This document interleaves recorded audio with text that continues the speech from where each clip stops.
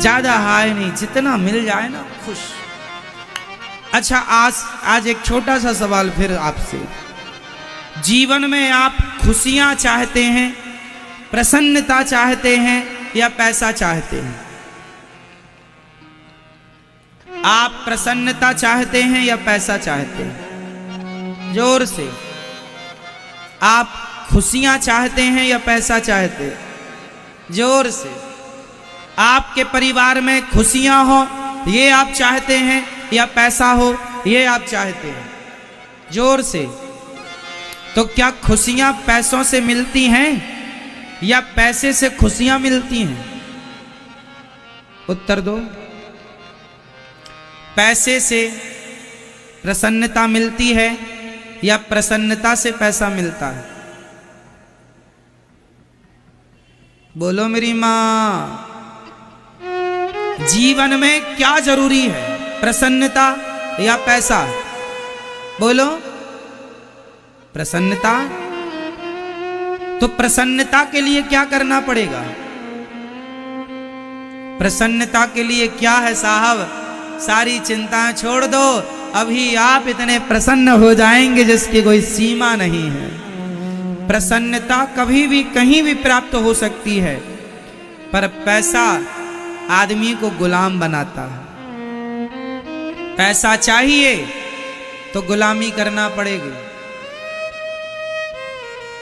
इसलिए प्रसन्न रहना सीखो, पैसे के पीछे भागना ना सीखो। पैसा तो आएगा ही, जब आपके हिस्से का है, आपकी मेहनत का है, जाएगा कहां? पर प्रसन्न रहा करो। जीवन में पैसे का महत्व नहीं है साहब, प्रसन्नता का महत्व है।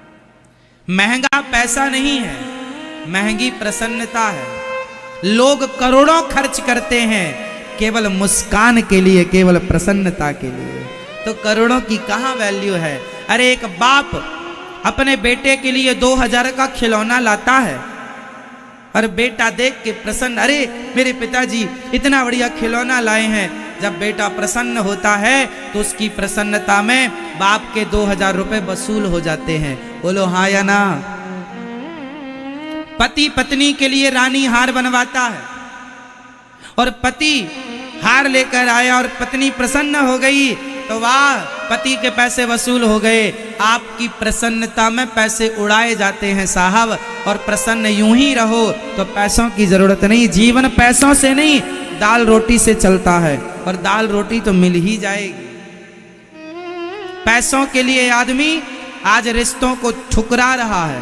पैसों के लिए आदमी आज रोता है, दुखी है, जबकि प्रसन्न भी रह सकता था, प्यार से बोल सकता था, लेकिन पैसों के लिए ऐसे भाग रहा है, ऐसे भाग रहा है कि उस भाग दौड़ में पत्नी कितने पीछे रह गई, परिवार कितना पीछे रह गया, बच्चों को संस्कार देना कितने पीछे रह गए, माँ बाप कितने पीछे छूट जाते हैं। आज पैसों की होड़ में आदमी आगे निकल गया, लेकिन संस्कार छूटते हुए आगे बढ़ता गया। तो ऐसे धन का क्या करोगे? सबको पैसा, सब किसके पीछे भाग रहा? बेईमानी किसके लिए करते हो आप लोग? पैसा तुम्हें बेईमान बनाता है, पैसा तुमसे झूठ बुलवाता है, पैसा तुमसे मर्डर करवाता है, पैसा तुमसे क्या नहीं करवाता साहब? सारे बिगड़े काम आदमी किसके लिए करता है? पैसे के लिए करता है, प्रसन्नता के लिए नहीं। प्रसन्न होना है, कभी आओ वृंदावन, 7 दिन भागवत सुनोगे तो जो प्रसन्नता यहां मिलेगी वो करोड़ों कमा कर देख लेना, नहीं मिलेगी।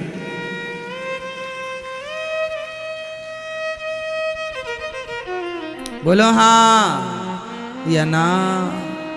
इसलिए मेरी माँ, पैसों के लिए ना भागा करो और बढ़िया मुस्कुराती रहा करो, मुस्कुराते रहा करो। जिंदगी प्रसन्नता से गुजर जाए, और क्या चाहिए साहब? और प्रसन्नता के लिए बड़ी बंगली कोठी नहीं चाहिए। मेरे पास बड़ा बंगला होगा, बड़ी कोठी होगी तो ही मैं प्रसन्न रहूंगा। मेरे पास बड़ी गाड़ी होगी तो ही मैं प्रसन्न रहूंगा। अरे मैंने फुटपाथ पर सोने वाले, रहने वाले लोगों को मुस्कुराते देखा है साहब। वो मुस्कान देखी है जो महलों में रहने वाले भी नहीं मुस्कुराते। मुस्कान बड़ी है साहब, पैसा बड़ा नहीं है। मुस्कुराहट बड़ी है, कोठी बंगला बड़ा नहीं है। घास की झोपड़ी में रहना, पर मुस्कुराना सीख लो। मुस्कुराते घास की झोपड़ी में भी दिन गुजर जाएंगे।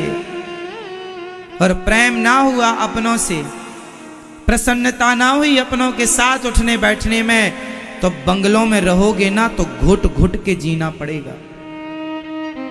हाँ या ना? इसलिए बच्चों को संस्कार दो, बेटा हानि लाभ तो होएगा, पर मुस्कुराया करो, प्रसन्न रहा करो। माँ से बात करो प्रसन्नता से, पत्नी से बात करो प्रसन्नता से, पति से बात करो प्रसन्नता से, परिवार से, दोस्तों से, मित्रों से, पड़ोसियों से। अरे टेंशन किसके जीवन में नहीं है? जियोगे तो टेंशन तो होगी। लेकिन हम कहते हैं कि टेंशन को किनारे रखो, मुस्कुराओ। पता नहीं कौन सी मुस्कुराहट तुम्हारी अंतिम मुस्कुराहट हो।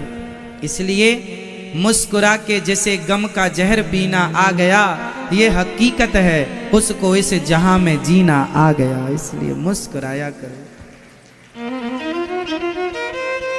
प्रसन्न रहा करो। रोने के बहाने लाख हो सकते हैं मेरी मां,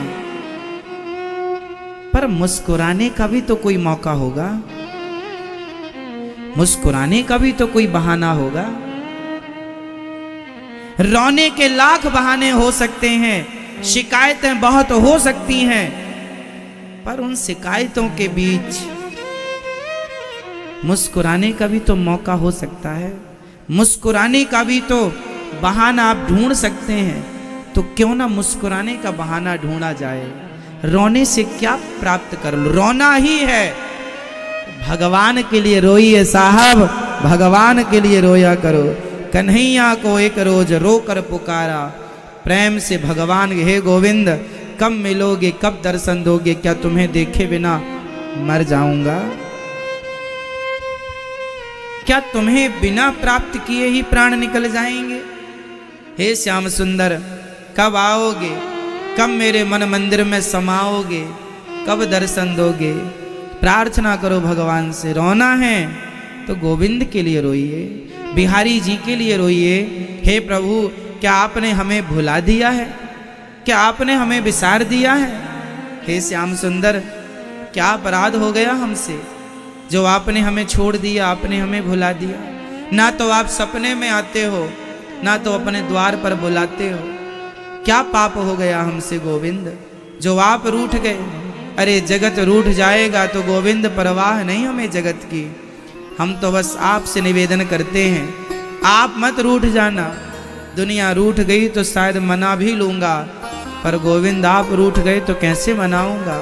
पहाड़ से गिरने का डर नहीं है गोविंद, पहाड़ से गिरूंगा तो खड़ा हो जाऊंगा, पर आपकी नजरों से गिर जाऊंगा ना कन्हैया तो कभी खड़ा ना हो पाऊंगा। इसलिए प्रार्थना करो गोविंद से, श्री राधा रानी से, हे माँ नजरों से गिराना ना, चाहे जितनी सजा देना।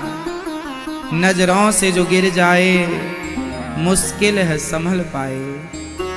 पहाड़ से गिरा हुआ आदमी खड़ा हो जाएगा, पर नजरों से गिरा हुआ मांगना ही है ना। तो कहा करो राधा रानी से, हे राधा रानी, हे बिहारी जी, हे श्याम सुंदर, अपने चरणों की धूल कब दोगे? हाँ रोइए ना, भगवान के लिए रोइए। संसार के लिए कितना रोओगे, कब तक रोओगे? क्या मिलना है इस रोने से? इसलिए अब रोना नहीं है।